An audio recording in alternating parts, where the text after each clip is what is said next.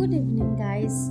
তো এখানে আমি অনেক বক বক করছিলাম, কি বলছিলাম অত কিছু শোনানো যাবে না বলে আমি ওটা অত ফাস্ট করে দিয়েছি। তো আমি আজকে ভেবেছিলাম মোমো বানাবো। তো সবসময় বাজার থেকে খাই, তাই ভাবলাম নিজে হাতেই কেন না বানানো যাক।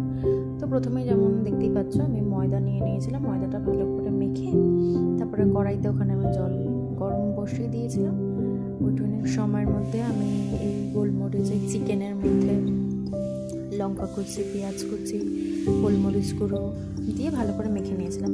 আমি অ্যাকচুয়ালি চিকেনটা রাখতে ভুলে গিয়েছিলাম স্টিম করে, আমি ওটা ফ্রাই করে নিয়েছিলাম, সেই জন্য ওটা ফ্রাইড চিকেনই ছিল। তো একটু খেতে অসুবিধা হয়েছিল, যেহেতু ফার্স্ট টাইম ওই জন্য অতটা গ্রাহ্য করিনি। তো তারপরে তো ময়দার ওইটা লেচি বানিয়ে সুন্দর করে বেলে ওটার ভিতর থেকে আমি পুরগুলো দিয়ে মোমোর মতন শেপ দিয়ে নিলাম। আমি মোমোর মতো শেপ যদিও দিতে পারিনি ঠিকঠাক প্রপার, তাও চেষ্টা করেছি যতটা সুন্দর বানানো যায়। তো যাই হোক, এইভাবেই আমি প্রত্যেকটা আলাদা আলাদা শেপ দিয়ে, এখানে জলটা প্রায় গরম, এরকমভাবে একটা কাপড় রেখে ওইটারই ঢাকনা দিয়ে কড়াইয়ের ওর মধ্যে স্টিমে দিয়ে দিয়েছিলাম। তারপরে ভাবছিলাম যে কী করবো, তো ভাবলাম যাই পারি টুকটাক আঁকি। আঁকার পরে এই দেখো কত সুন্দর মোমো, খেয়ে দেখি কেমন হচ্ছে।